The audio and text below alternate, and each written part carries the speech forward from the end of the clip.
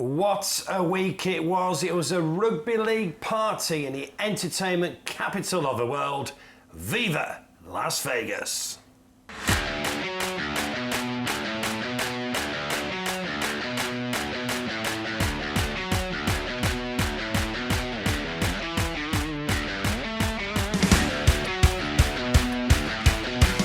I keep using the word surreal, but I'm pinching myself. We're in Las Vegas. We've got the Betfred Super League coming to the big stage on Saturday.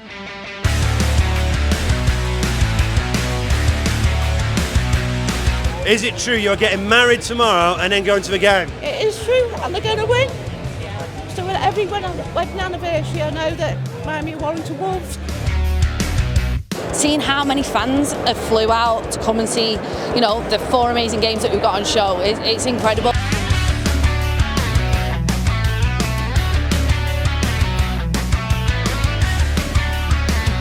To be in this stadium with these many fans all intergroup with each other, it's amazing. It's a pinch me moment.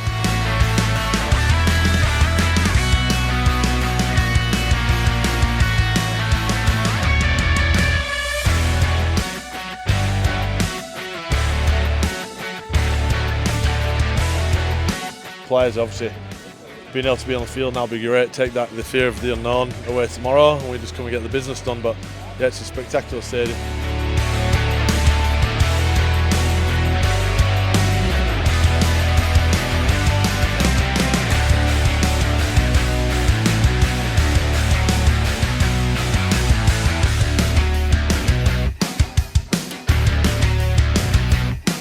Oh, it's been crazy. I think the whole week has been fantastic. But coming out here leading lads in Allegiant Stadium, it's been perfect, should I say.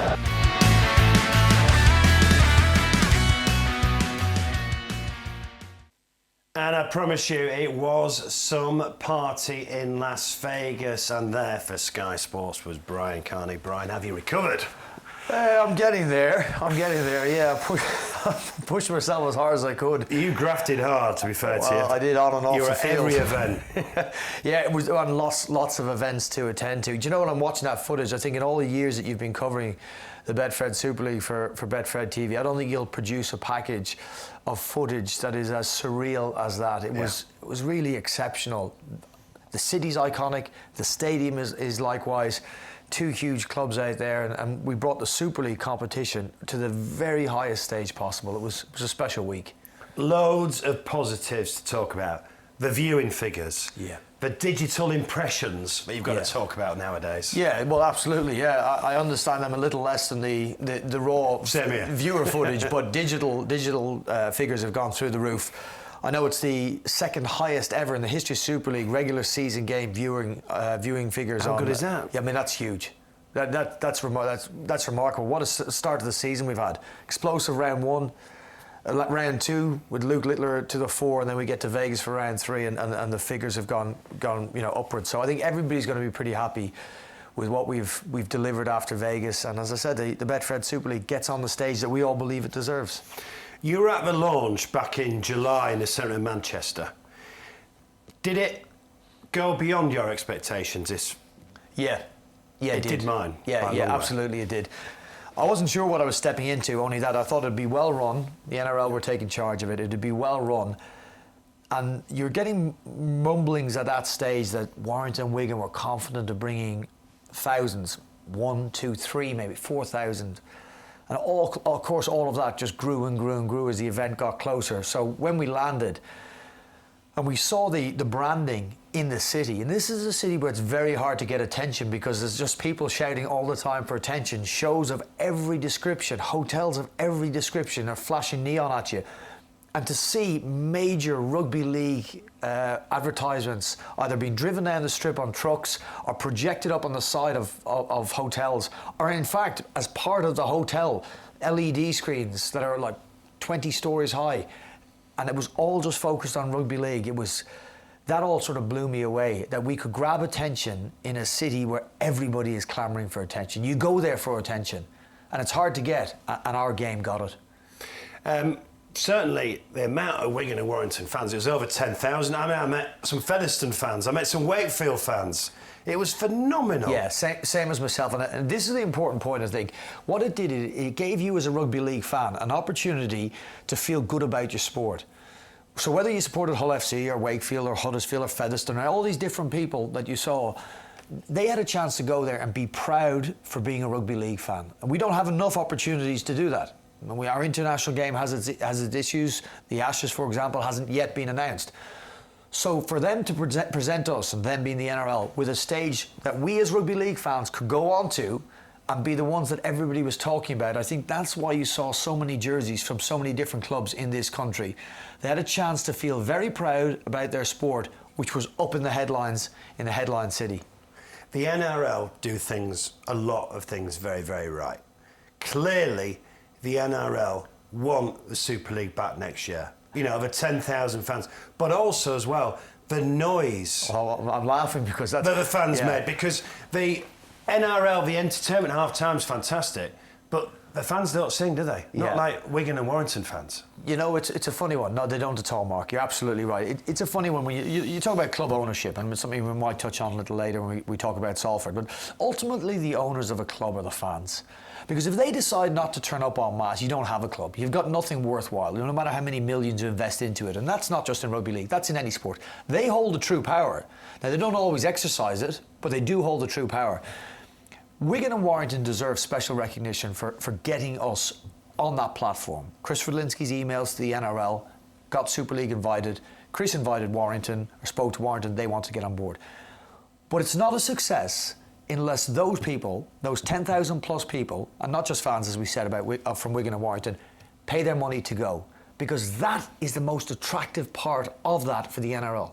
To get 10,000 English fans chanting, as you said, cheering, shouting, bringing atmosphere that they're not used to.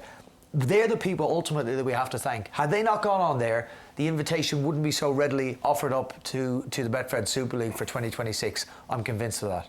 I tell you what I loved. Walking on the strip, even on a morning, and seeing all these shirts as well. And I tell you what as well, they spent some dough getting to Vegas, and they spent some dough in Vegas as well. I tell you what, Vegas wants rugby league back as well, because every taxi I got, they knew what I was there for. We nearly crossed paths, didn't we, on those? You were out running at 5:30 in the morning. I was getting home at 5:30 in the morning. But you know what, you're right.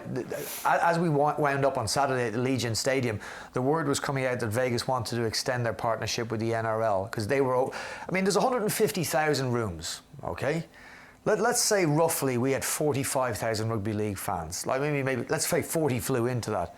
So we're taking up, a quarter of the rooms in Las Vegas for one event.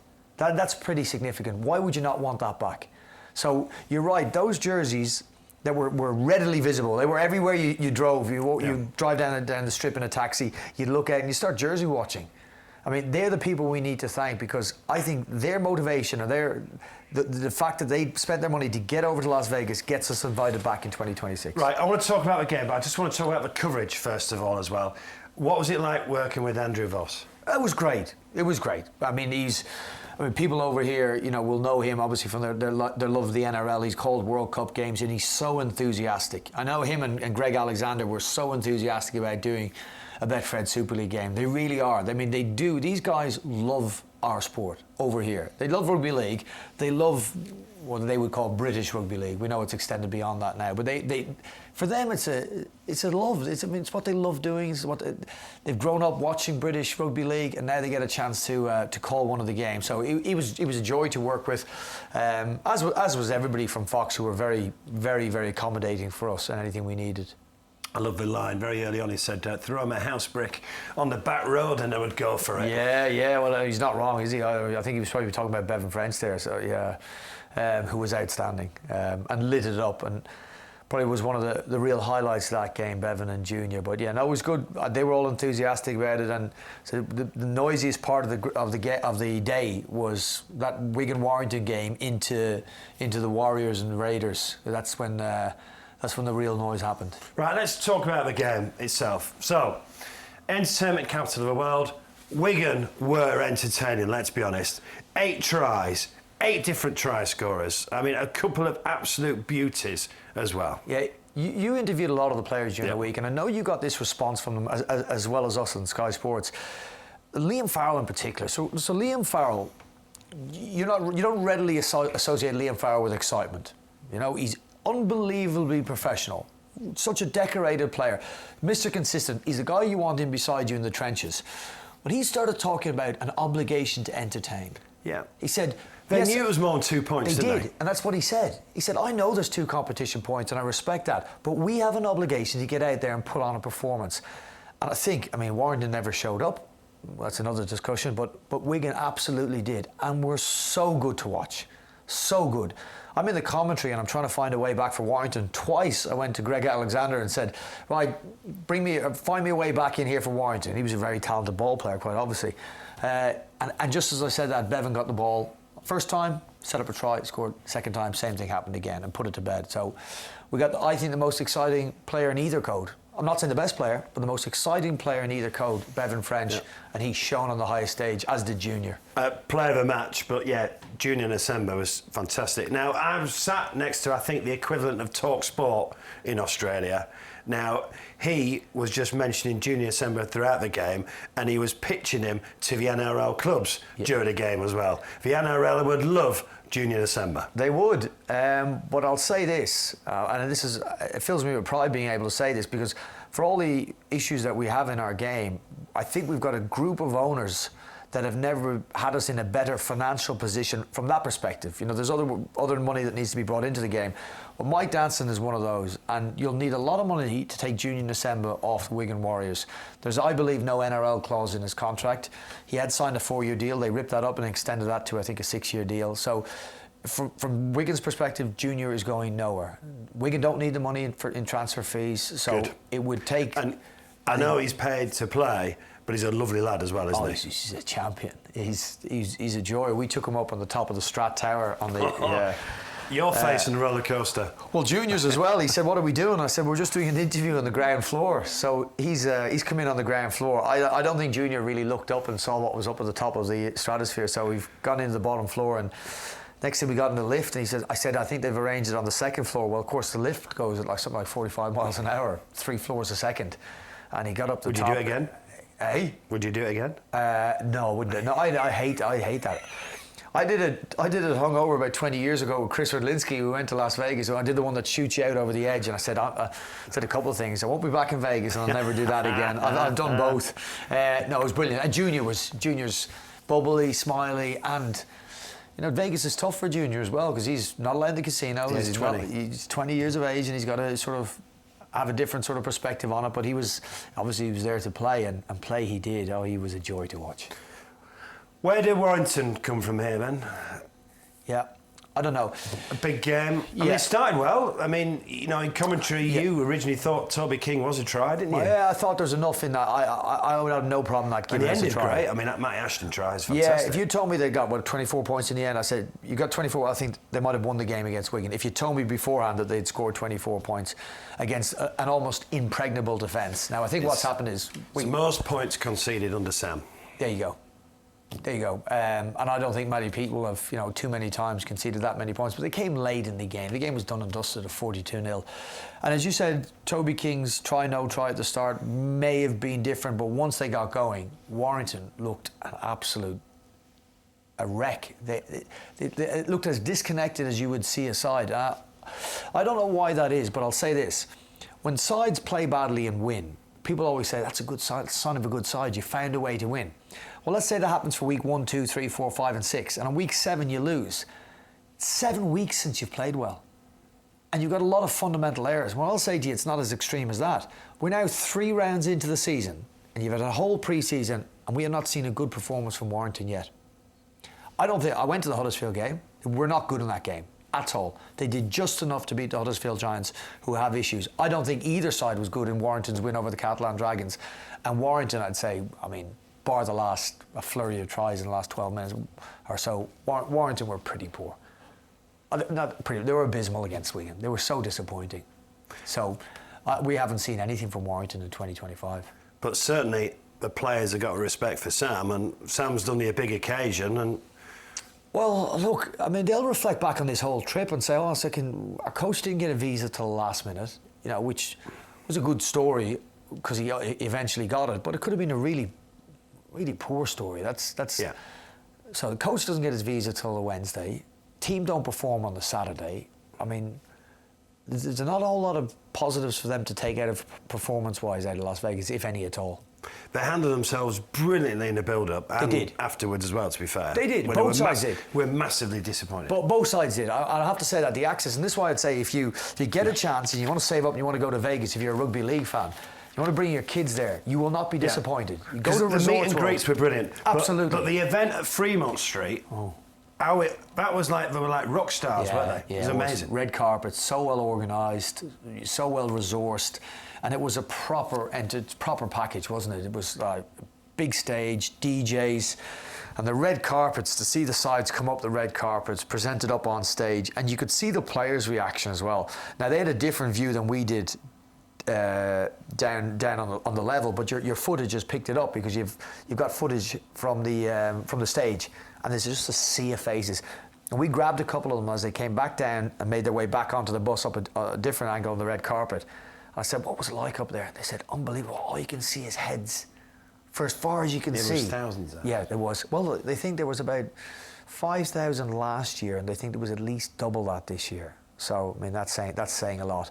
And the chanting and cheering, and it was, I mean, what an introduction. I mean, for a player, and they were all taking their phones out, the players. That's another indication of it being such a unique experience for them. So, let's wrap up the whole Vegas experience. Now, do we have to? No.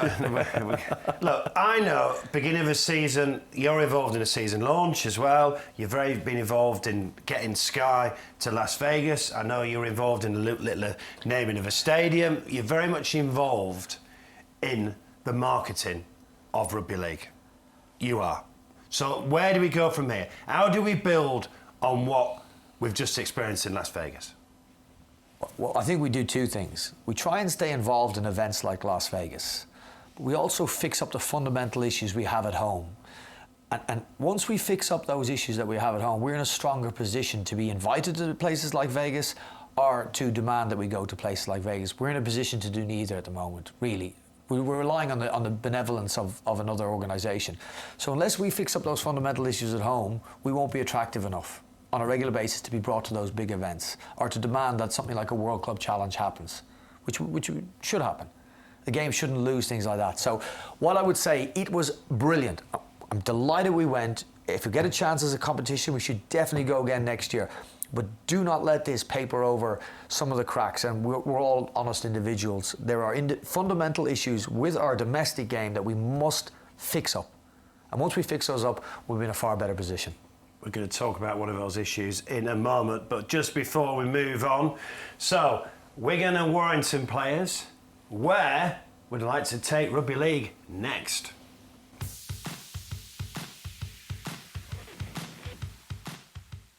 One city in the world to play a game of Rugby League, where are you taking us? Oh, what a question. Wow, you've stumped me there. Anywhere. Dublin. That'd be a good experience. Dublin would be a great spot, you know, it's what, a 30-minute flight for the vast majority of fans. Maybe Rio de Janeiro.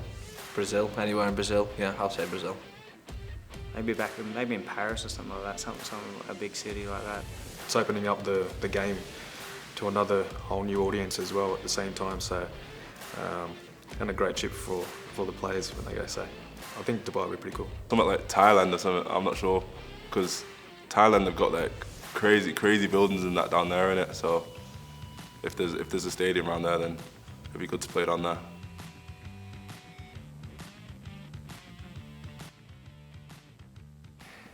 Joking apart, hey, why not be ambitious? Joking apart, why not be ambitious? Yeah, listen, Vegas was outstanding. Yeah, take them somewhere sunny. I mean, it's the old Brits abroad, isn't it? They will go somewhere sunny. If they can get to watch Rugby League where it's sunny and the beer's not too expensive, I think they'll come in their droves. Right then, obviously Super League this weekend. Next weekend, it's the Betfred Challenge Cup. We've got a live game on the Sportsman for you. St Helens versus Leeds. St Helens versus Leeds. Live and exclusive on the Sportsman in the Betfred Challenge Cup. But let's concentrate on this weekend's Betfred Super League action. On Thursday night, Thursday night, by the way. I know you lose track what day it is when you've been in Vegas. Thursday night, Hull versus Lee. And I tell you what, Lee have got off to a cracking start this season. Haven't they just? I mean, probably at that stage now where we've got to say they know what they're doing. And every year, I mean, I've been guilty of this, saying, can they adapt to Super League? Oh, wow, is it a one-season wonder? Okay, they've backed up the first season with a really good year too and made the playoffs again. I think we should probably acknowledge that they know what they're doing in terms of recruitment and putting a squad together there. And if they have to lose a core of the squad, they have the ability to go out and recruit equally the match or maybe even better, as they've done this year. So, look, this is going to be a real challenge for Hull FC. Of course, there's a little bit of a fractious relationship between these two because Hull FC went to the league to recruit 5 of their players last year. Of course, the John Asiata one was the most contentious between the two clubs, and there was a right tug of war between them. Lachlan Lamb, of course, was mentioned as a possible target for Hull FC, and I do believe there was discussions had. So that adds a nice little bit of spice to the game on Thursday. Hull are going there, I mean, disappointed in their first home game against Wigan, but maybe there's no embarrassment about getting walloped by the Wigan Warriors. Just ask Warrington, it can't happen. But they had a win, importantly, against Catalan in round 1, and in round 3 by that single point against Huddersfield. So I do hope they put up a challenge in this one, because I think that's a club that's got a very bright future. They need only look at their opposition on Thursday to see maybe a playbook on how to build a club. But John Corwin and Hull FC will be up against it, and I'd expect Adrian Lamb and Lee to get there. Friday, Castleford, Salford. Obviously, this is going to be overshadowed, but Salford are back in special measures. Yeah, you go from Vegas, the entertainment capital of the world. You and I are buzzing. We're thrilled. We bring the Betfred Super League there, and we're full of the joys. You ask me the questions about what's next. Let's think big. And then we come home and find out we're going to have a team of kids put out in a Super League fixture for the second time this season in the Super League. It's already happened once in the Challenge Cup, so I think we have 3 now.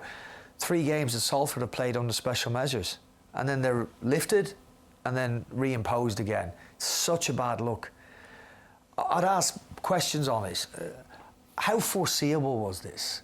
We're not long after getting IMG grading results through, when there was financial analysis done on all of the clubs. How did we go from that? Now, they didn't get an A licence, of course, but it was, I'm guessing, as much transparency into the finances of Salford as you could expect or hope for. Then we send a couple of RFL officials in, or people seconded by the RFL to go to Salford and dig deep. Special measures lifted, reimposed 2 weeks later. It's such a poor look. And the integrity of the competitions get damaged. St Helens go on, they flog them with 82-0. I'm not saying that it's going to happen against Castleford. No, Salford might win the game. Unlikely as it might seem, they might win the game. Who knows? It's just such a bad look for the competition. So we go from the joy of Vegas there to the despair of what's happening at Salford down there. And that's not an irregular occurrence, Mark, and that's the disappointing thing. It's a stronger squad this time than St Helens, but this, well, let's be honest, it's a takeover saga now. This takeover saga needs sorting ASAP, doesn't it? Oh, I'm not sure how it got to this. Look, I mean, you have the money or you don't have the money. I don't know. Why is it bubbling away now? I mean, we've had a whole off season. Has somebody tried to get to the start of the season? I don't know, and then put pressure on the competition because then, well, you can't throw us out now because we're at the start of the season. Well, why now? Well, I think people at Salford are expecting the money any day, but I mean, this is something that should have been solved at the very players are not being paid, very players latest. Not training yet. Well, that's not a bad look. So players are meeting now and saying we're not going to play, and this is in a professional competition. And we're trying to tell people, watch this competition. We were in Vegas last week, and we could be in, if Junior had his way, we could be in Thailand next year. And at the same time, we've got a club that can't pay their players. It's shambolic, that. You're going to be at St Helens on Friday night. Hull KR. Yeah. It's reinvigorated St Helens. This could be one of the games of the weekend. Yeah, 2 sides, 3 from 3. They've just got, for me, a bit more spark in them this year, St Helens. Probably this will be their sternest test, I think it's fair to say. They go up against the Hull KR side, who have been impressive. Will Mikey be back in? Will Mikey start? No Reece Martin. if we expect a close game, would the goal kicking of Reece Martin be the difference? He didn't have a great debut in that department for Hull KR, but we know how good he is. I like what they've got. I was speaking to somebody and I said, with Tristan Saylor and with Jack Wellesby, Tristan Saylor looks a great side. He does. It's a bit like that French infield dynamic. You just look a far more threatening St. Helens side with those two to the fore. Two very skillful, quick running threats and ball playing threats. So I would expect St. Helens to do it there, but not by a great deal. Saturday, it's only round 4, but the pressure's on the Catalans. Is it ever? Leeds go there. Catalan to start the season, north from 4. That's not something many people would have thought coming, especially considering the recruitment decisions, and also the season, as Lewis, your colleague, correctly pointed out, the season they had last year. I mean, that was okay. We've got that out of our system. We were bad. We know how bad we were. It'll be different in 2025. Hasn't seemed to start that way. And then Steve in round 2 against Warrington said, hey, we were the better side and we lost. Well, they lost to Hull FC in round 1. They weren't the better side, clearly. I dispute his argument that they were the better side in round 2 and lost. They certainly weren't the better side against Lee when they were absolutely demolished. So can they respond? Do they have enough quality to respond? Yes, but they're relying wholly and solely, it seems to be, on a guy that they've dragged out of retirement in Sam. It seems to be all the hopes are pinned on Sam Tompkins' return. And I'm not sure, great and all as Sam, I think probably certainly has been as a player, and he's still a very good player, but Sam retired for a reason. You know, can Sam drag his body through enough games in 2025 to make a difference for Catalan? Time will tell. Right, 2 games on Sunday. We'll start with Warrington, Wakefield. Well, if they don't respond. Darryl back to Warrington. Coach now, of course, at Wakefield Trinity, and probably the nadir of his coaching career was his time, certainly in the second year at Warrington. So Darryl will be fired up and motivated. I think they got a lesson, a Super League lesson from St. Helens in round 3. Now, what do Warrington do? How do they respond to flopping in Vegas? So I would expect them to show some bite, but I haven't seen it from them in 2025. Didn't see it in round 1 at Huddersfield. If you're not fired up for that game, you got a problem. They weren't great against Catalan, and Vegas speaks for itself. So can Trinity respond? We'll see. Wigan, Huddersfield. Obviously, Wigan have a team to beat this year, aren't they? Do you know what? Bevan French said to me in the pre-match interview, on the pitch at the Allegiant Stadium, where he's about to go out on the biggest stage, he said, we need to perform today, we need to win, we need to entertain, but then we've got to switch and start thinking about Huddersfield. And I thought, are you serious? Well, that's why he's top of his game. Are you serious? So Luke's side have got a bit of fight in them, and I've been delighted to see that. You know, considering the sort of the injury issues that they've had, pushed Hull all the way, of course, and we're good against Warrington in round 1, even in defeat. But I mean, Wigan can filter 4 or 5 players into that side and not miss a beat. So there's only one winner there, I would suggest. Right, it's good to see you back. Yeah, so likewise. It's Thursday and you're going to Hull. Yes. Okay. Thursday the 6th of March. Yeah, okay. It's 8 o'clock kickoff. What time? 8 o'clock kickoff. So what's that? That's midday Vegas time, okay? Do you know, I want to just say this before we go, and I know you're on the time constraints, but it was great to see you and so many members of the British media out there, see you guys out there and pushing the pictures back home here, because everybody had a part to play, and I think everybody stood up and played their part, and we can do no more than that. You know, there's other elements of the game that need to get up to speed, but I think the media that were there, if it's not self-praise, the media that were there did their best to elevate the game and to sort of give an indication back home to the people how big an occasion this was. Sum up you were out 6 days. Sum up the 6 days you were out there. Fear, loathing and love in Las Vegas. What happens in Vegas stays in Vegas, but it was an unbelievable time. The stadium was amazing. Vegas was amazing. The coverage was fantastic as well. Thanks for what you did out in Vegas, and thanks for what you do every single week. So enjoy the Betfred Super League, and you'll see Brian on Thursday night at Hull. Be lucky. This is my time.